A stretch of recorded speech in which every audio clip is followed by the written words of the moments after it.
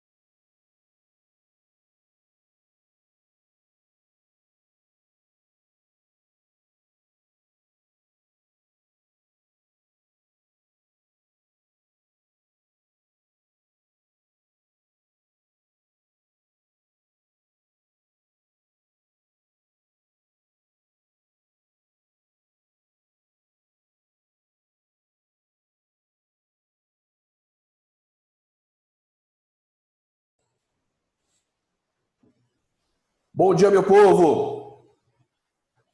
Fala, bom dia! E aí, tudo tranquilo? Tudo sob controle? Bom mesmo? Sextou? Vamos encerrar essa semana com chave de ouro, bora? Bom dia, bom dia, bom dia. Bom dia, Sueli.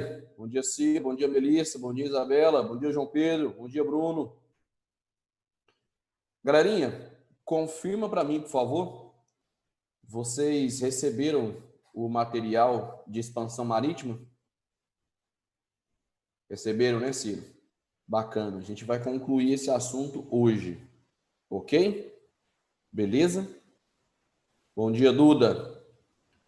Tava meio sumida, Duda, das aulas. O que foi? Tá tudo bem com você? Bom dia, bom dia, bom dia. Tem muita gente entrando ainda na aula. Bom, seu chat estava com problema. Por isso que você estava meio sumido aí das participações, tá certo. Que bom que você resolveu então, Duda. É bom ter você por aqui. Galerinha, vamos então prosseguir com a explicação da expansão marítima. O Ciro já me confirmou, né, que vocês já receberam esse material, já foi postado no site. Então, você já tem ele em mãos. Deixa eu só abrir aqui. Pronto.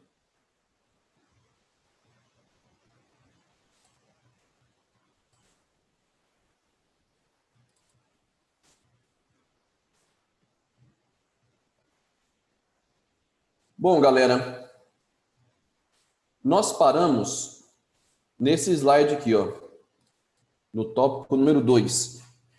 Estávamos comentando na última aula que o país que foi pioneiro, ou seja, que largou primeiro nessas grandes navegações, foi justamente o país que nos colonizou. Estou falando de Portugal, é claro. E a que se deve esse pioneirismo português na expansão marítima? Há uma série de condições favoráveis, a começar pela posição geográfica de Portugal, um país extremamente litorâneo, banhado pelo Oceano Atlântico, então isso vai facilitar as navegações. A precoce centralização do poder. Portugal foi a primeira monarquia absolutista a se formar na Europa, através da Revolução de Avis, em 1385, e o Estado absolutista vai ser um dos principais financiadores e organizadores desse projeto chamado expansão marítima. Portugal não passava por nenhum conflito, né? Então pôde investir os seus recursos nas navegações.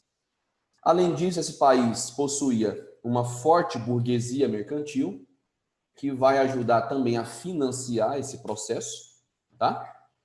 E por último, o desenvolvimento náutico. Eu até falei para vocês que tudo que você for fazer na vida, se você quiser fazer bem feito, você tem que ter conhecimento sobre aquilo. E os portugueses vão procurar ter conhecimento sobre as navegações, através de uma tal escola de Sagres. Sagres, na verdade, não é uma escola, é uma cidade. É uma cidade que fica no sul de Portugal. E nessa cidade vão se reunir vários marinheiros experientes, construtores de navios, cartógrafos, aqueles que elaboram mapas. Então a cidade de Sagres, ela vai ser meio que um ponto de encontro dos profissionais relacionados à navegação. E isso vai dar aos portugueses um grande desenvolvimento náutico, certo? E aí, usando o mapa, a expansão marítima portuguesa vai ter um objetivo principal, que vai ser contornar o continente africano e chegar até as Índias. Só para ver se vocês estavam acordados na última aula, estavam atentos. Galera, o que os europeus, não só os portugueses, tanto queriam lá nas Índias mesmo? Me lembra aí, por favor? O que interessava para eles lá? Ótimo, Ciro. Valeu, Isabela. Especiarias, né? Produtos como cravo, canela, pimenta, noz moscada, gengibre. Eles queriam ter acesso direto a esses produtos. E aí, só para recordar, se você observar aqui no mapa, obrigado também pela resposta, Gabriel. O caminho mais curto para as Índias não era esse contornando a África. Era aquele que eu desenhei para vocês. Vocês lembram? Vou até anotar aqui de novo. Ó, esse caminho aqui. Um caminho terrestre até o mar Mediterrâneo. Era o caminho das Índias, bem mais curto. Mas havia um problema, né?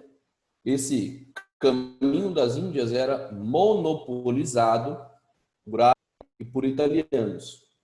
E nós discutimos que quando você tem um monopólio, que é uma relação de exclusividade, a tendência é que isso aumente o preço dos produtos. Então as especiarias estavam muito caras. Compensava para os portugueses dar essa volta imensa no continente africano para chegar até as Índias e comprar as especiarias, digamos assim, direto do fornecedor, direto da fonte, que eram as Índias. Beleza? Entenderam isso? Eu vou agora citar um monte de datas para vocês, mas fiquem tranquilos, não precisa decorar não, tá? Não vai cair isso para minha prova e muito menos no Enem. É só para vocês terem uma noção de tempo. Deixa eu mudar a cor aqui. Galera, os portugueses vão começar a sua expansão marítima em 1415. Tá vendo aqui a data? 1415. Tomando uma cidade no norte da África chamada de Ceuta. Hoje ela fica no Marrocos. E aí eles vão procurar navegar sempre próximo do continente africano, sem se distanciar muito da costa, sem se distanciar muito do litoral da África. Esse processo de contornar, de navegar em torno do continente africano, ele tem um nome. Ele é chamado de périplo africano. Está aqui no chat para vocês o nome. O que é périplo africano? Seria navegar em torno da África. Se você olhar no dicionário, inclusive, a palavra périplo quer dizer navegar em torno de um continente, certo? E como eu disse, eles vão procurar não se distanciar muito da costa, do litoral da África. Alguém consegue me dizer por quê? Por que será que os portugueses vão procurar, nesse primeiro momento, não se distanciar muito do continente? E aí? Vou dar uma dica, eles tinham medo. Medo do quê? Ah, parabéns, Isabela. O medo não era só de tempestades, viu, Ciro? Nem de se perderem, Gabriel. Também havia esses medos, tá? Mas havia um receio ainda maior. Isso mesmo, Duda. Havia uma crença por parte dos europeus, naquela época, de que a Terra, o nosso planeta, seria plano. Eles achavam que a Terra seria plana. Inclusive a Igreja Católica pregava isso, como a Duda comentou aqui no chat. E aí os navegadores tinham receio de que se eles se afastassem muito do continente, já que a Terra supostamente seria plana, eles poderiam cair num abismo infinito. Entendeu? Nossa, professor, mas que absurdo pensar que a Terra é plana. É. Isso lá no século XV. Imagina a gente que pensa isso no século XXI. Porque tem gente que acha que a Terra é plana, né? Então, galera, esse receio de que a Terra fosse plana e também o medo de supostos monstros marítimos gigantes que poderiam até engolir os barcos, esses medos fizeram com que os portugueses fossem prudentes, fossem navegando devagarzinho e sempre próximo aqui da costa da África. Mas eles chegaram até a se distanciar um pouco. E nesse processo eles acabaram conquistando algumas ilhas, como a ilha de Açores, a ilha da Madeira, que é onde nasceu o Cristiano Ronaldo, o jogador, o arquipélago de Cabo Verde, as ilhas de São Tomé e Príncipe, que não aparecem aqui no mapa, mas o processo mesmo foi feito bem perto do continente africano. E aí eles foram descendo. Em 1435, 20 anos depois, os portugueses dobraram o Cabo Bojador. O Cabo Bojador é esse ponto aqui, ó. Ele é o extremo oeste do continente africano. E aí eles vão continuar descendo. E ao longo dessa descida, eles foram estabelecendo na costa da África as chamadas feitorias. O que eram feitorias? Eram entrepostos comerciais. E nesses entrepostos comerciais, os portugueses vão começar a fazer comércio com os africanos, com as tribos africanas. Comércio para conseguir produtos como ouro, marfim, que é a partir do dente do elefante, e uma mercadoria que começa com a letra E. Que produto que eles também vão querer na África, os portugueses? Fala para mim. É verdade, Isabela. Os gregos antigos já sabiam calcular a circunferência terrestre lá na Idade Antiga, lá na Antiguidade. E os europeus achando que a Terra seria plana. Muito bem, escravos, né? Eles queriam também escravos aqui na África. E aí eles foram descendo, estabelecendo feitorias e comércio com os africanos, até que em 1488, tá aqui a data, ó, um navegador português chamado Bartolomeu Dias, o nome dele até aparece aqui embaixo, ele vai dobrar o chamado Cabo das Tormentas, que é o ponto extremo sul do continente africano. Professor, Cabo das Tormentas? É porque aqui você tem um encontro de dois oceanos, o Oceano Índico e o Oceano Atlântico. Então as correntes marítimas são muito fortes. Havia muitos naufrágios aqui. A maior parte dos navios que passavam por aqui afundavam, naufragavam. O Bartolomeu Dias conseguiu dobrar o Cabo das Tormentas, e aí ele mudou o seu nome para Cabo da Boa Esperança. Isso em 1488. 10 anos depois, está aqui a data, ó, em 1498, um outro navegador português, que é até nome de time de futebol aqui no Brasil, um time que vive caindo para a segunda divisão, ele vai conseguir chegar às Índias. Como é que é o nome desse navegador? Vou dar uma dica, está no mapa o nome dele.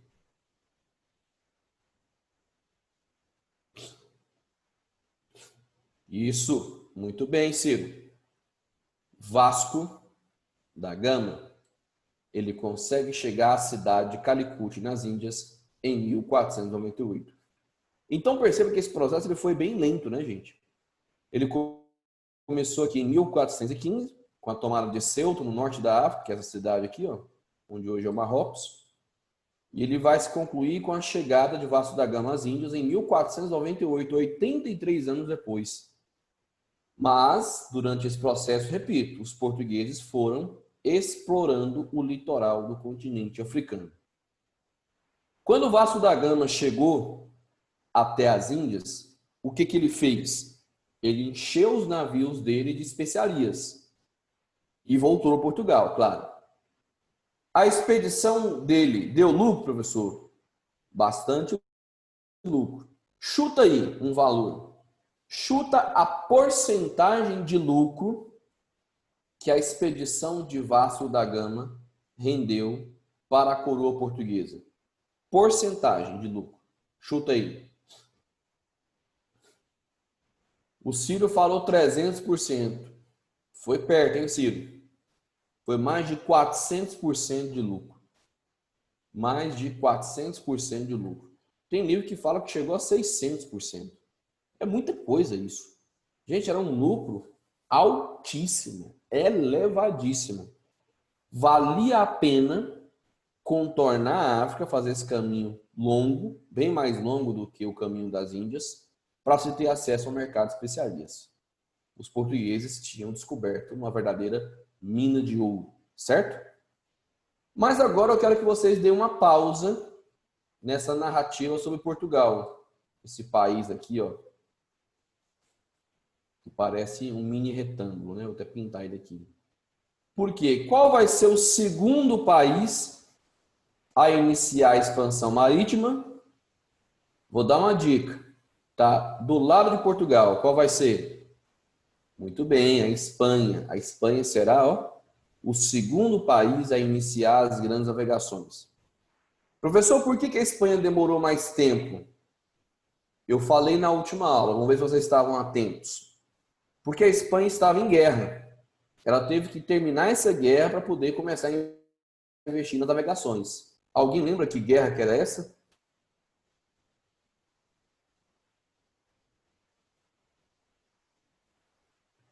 Alguém lembra a guerra que a Espanha estava?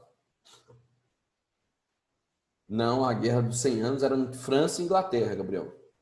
Era a Guerra de Reconquista, gente. Que guerra que era essa? Vou até escrever de novo para vocês não esquecerem mais. Guerra de Reconquista. Que guerra que era essa? Era um conflito onde os espanhóis estavam lutando para expulsar os muçulmanos do seu território. Eles chamavam esses muçulmanos de mouros. Era uma guerra contra os mouros, contra os muçulmanos.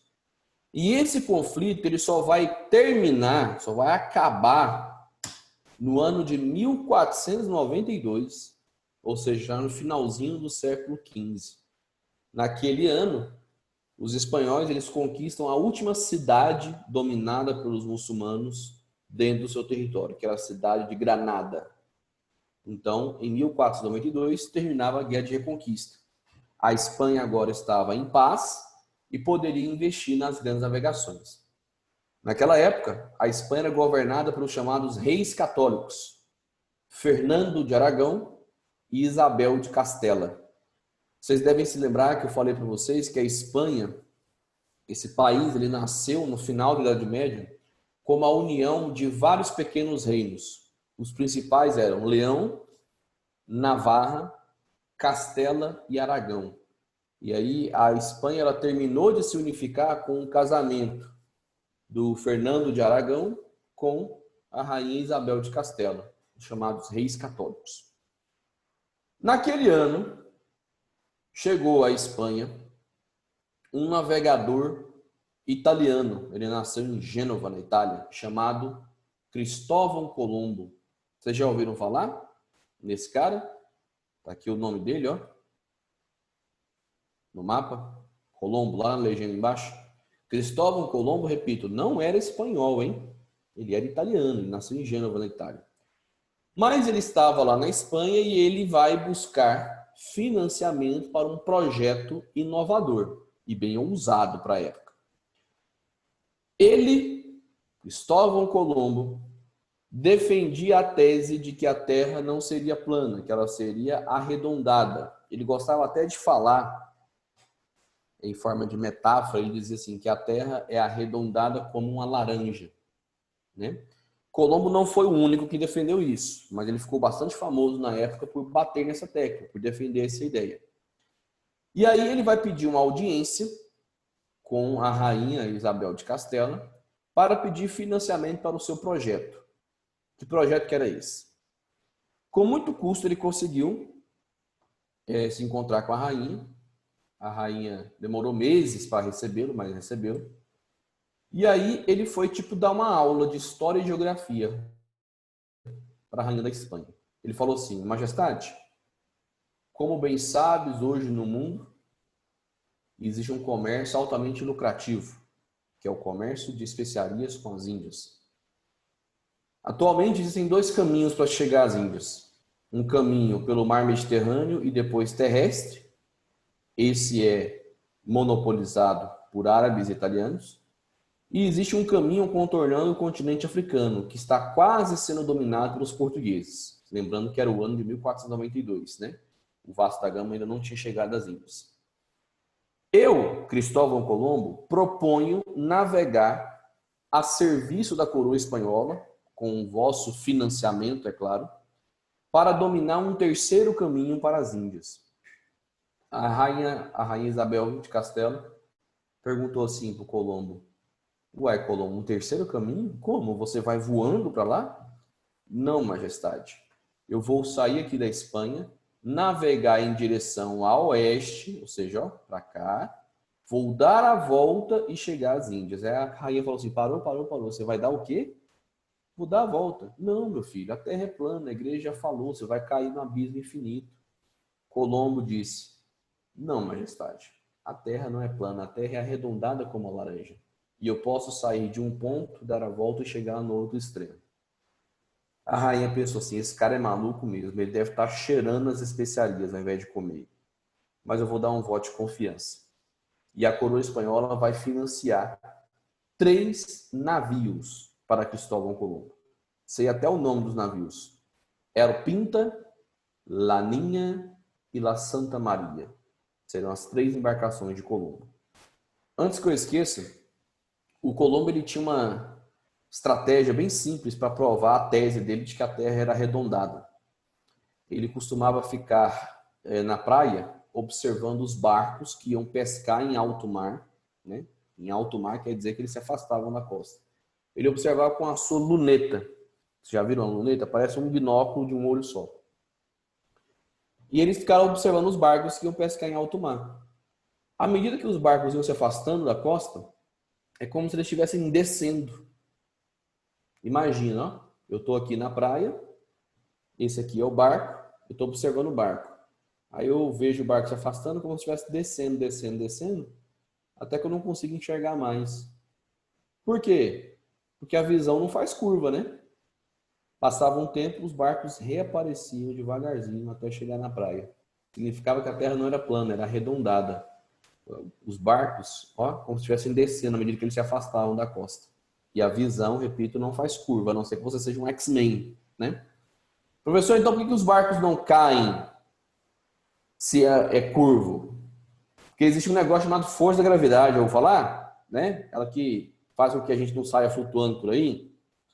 Então o Colombo, ele sabia o que ele estava falando, pelo menos sobre o fato da Terra ser arredondada. Mas ele não tinha ideia, repito, da distância que seria essa viagem da Espanha até as Índias. Ele não tinha ideia da distância. Só que ele não contou isso para ninguém, nem mesmo para os seus companheiros de embarcação.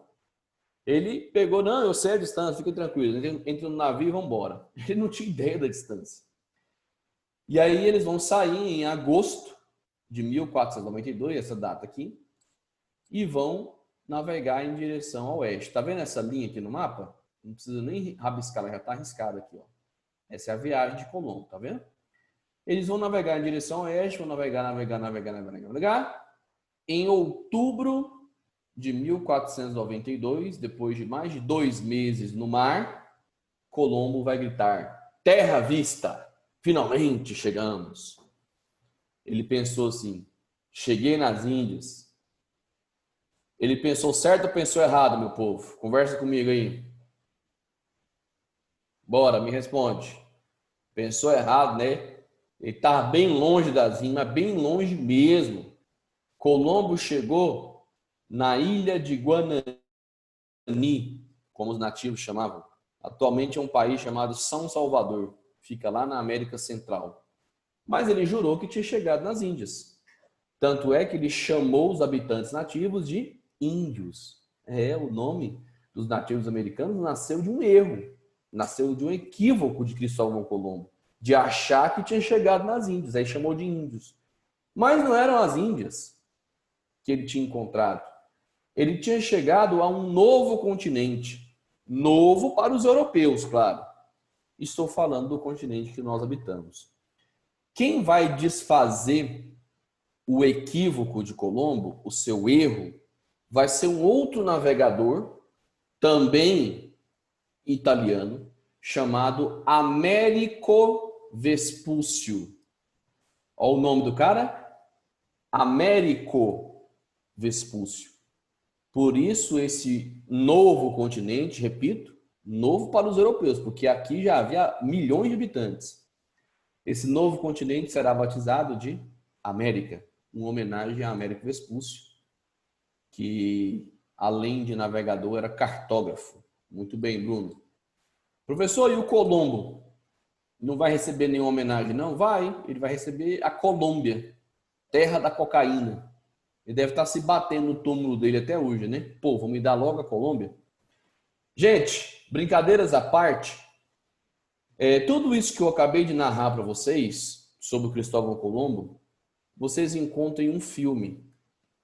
É um filme fenomenal que eu recomendo vocês assistirem. Tá aqui, ó.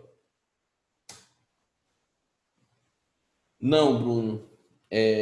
Anos depois, ele constatou que tinha chegado à América e não às Índias. Antes dele morrer, ele ficou sabendo disso, tá, Bruno?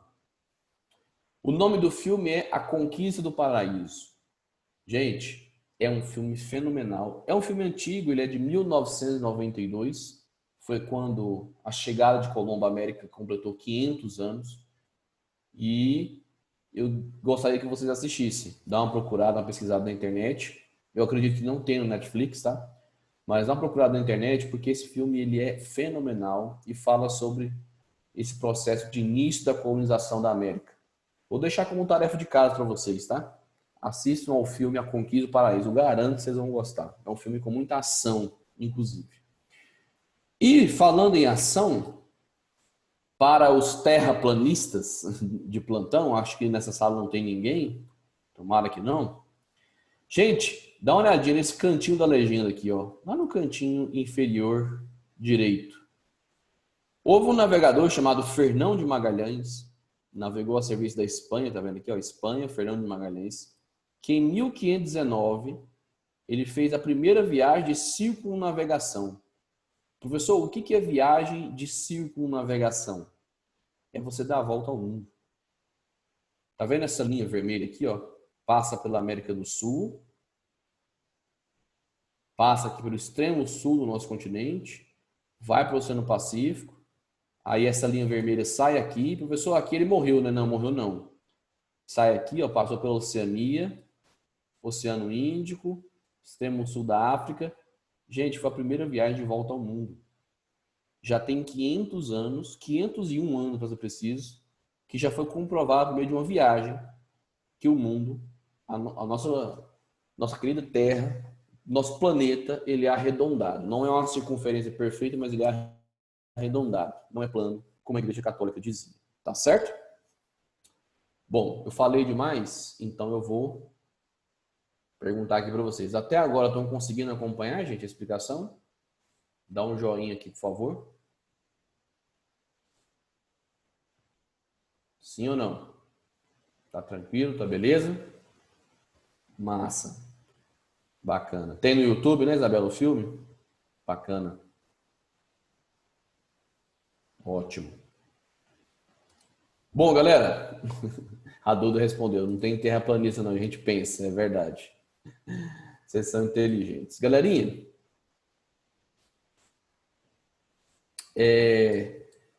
Portugal agora, então, não estava mais sozinho nas navegações. Portugal agora tinha uma concorrente, né? A Espanha. Inclusive, uma concorrente vizinha. Poderia rolar uma guerra entre Portugal e Espanha, disputando rotas marítimas e disputando esses novos territórios que eles vão encontrar. Novos para eles, repito. Mas uma guerra iria atrapalhar ambos, né? Já pensou se rolasse uma guerra entre Portugal e Espanha nessa época? Eles iam ter que parar a expansão marítima, parar as navegações, para poder fazer o conflito. Seria prejuízo para ambos. Então, como é que esses países vão resolver essas disputas por territórios e por rotas marítimas? Está aqui no tópico 3. Através da assinatura de tratados. Os tratados ultramarinos. Ou seja, Portugal e Espanha vão resolver as suas disputas de maneira diplomática. E o primeiro acordo que eles afirmaram, que eles assinaram, melhor dizendo, foi esse aqui, ó, pouco conhecido, o Bula Intercoeteira, do ano de 1493. Dá uma olhadinha no mapa, o tanto que ele é didático, esse mapa aqui, ó, eu coloquei para vocês. Professor, por que o nome Bula? É porque vinha em um remédio? Não. Bula significa um decreto do Papa. O Papa, na época, Alexandre VI, ele vai ser o mediador desse conflito entre Portugal e Espanha. O Papa funcionava como um diplomata também. Até hoje funciona. E aí, com as bênçãos do Papa Alexandre VI, Portugal e Espanha vão ter essa linha aqui. Ó. A linha foi, inclusive, determinada pelo Papa. Tá? O Papa Alexandre VI que determinou essa linha. O Bula Intercoeteira de 1493. Tá vendo essa linha imaginária? Ela foi traçada no mapa a 100 léguas a oeste do arquipélago de Cabo Verde. Está vendo aqui Cabo Verde? Aí eles calcularam 100 léguas, riscaram essa linha e determinaram o seguinte. Da linha para cá, ou seja, para leste, para direita, os territórios encontrados serão de Portugal. Da linha para a esquerda, para oeste, os territórios encontrados serão da Espanha.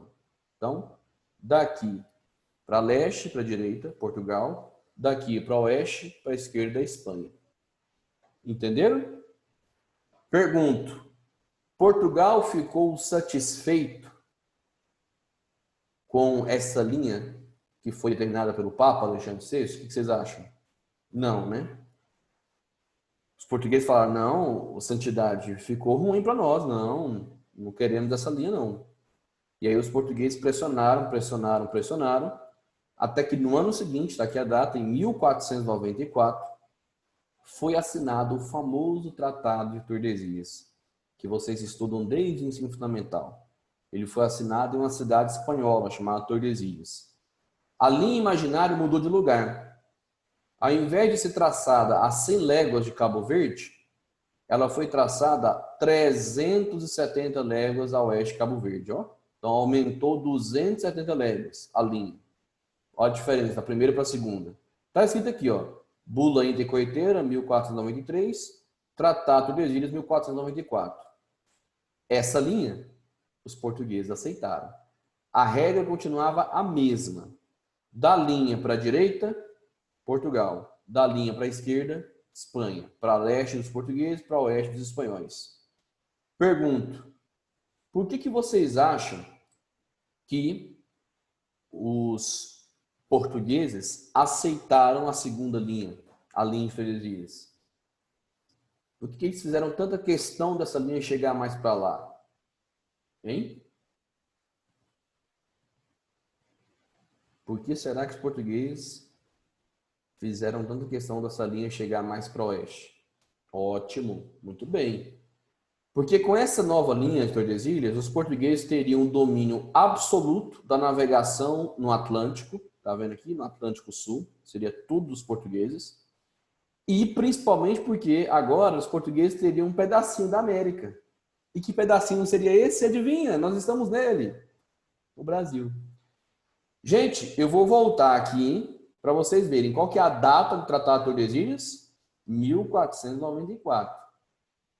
6 anos antes de Cabral chegar em Porto Seguro. Cabral chegou aqui em 22 de abril de 1500. Então eu pergunto, de acordo com o que eu acabei de descrever para vocês, a chegada de Cabral aqui vai ser uma obra do acaso? Vai ser assim, sem querer? O que vocês acham? Não, né? Foi uma coisa planejada. E a gente vai falar sobre isso na próxima aula. Uma última imagem, antes de eu finalizar aqui. Isso aqui é uma imagem da época, tá? Na verdade, já é do século XVI essa imagem. A linha vermelha representa o Tratado de Tordesilhas. Aí, ó, Tordesilhas, a linha vermelha, bem destacado. Olha o que está escrito aqui, ó.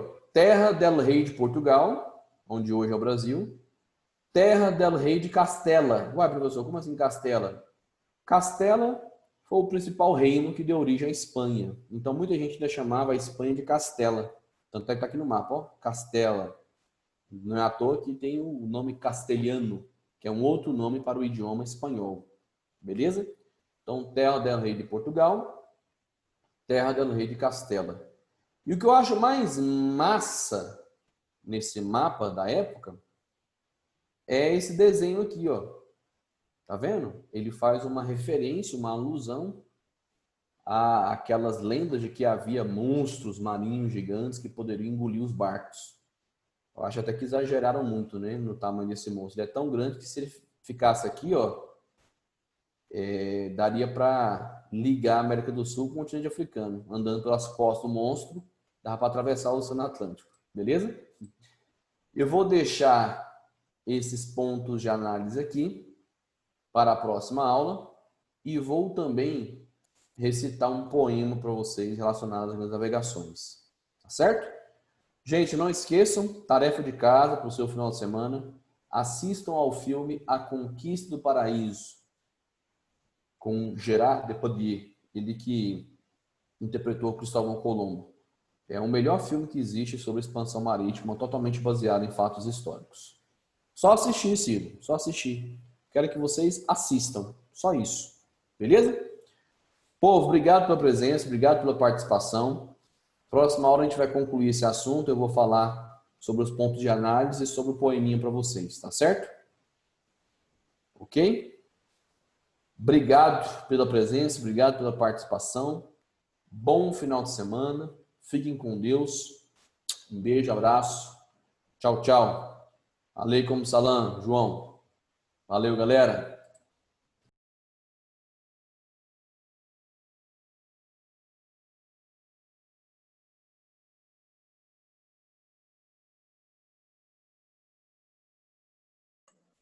Ai, Bruno.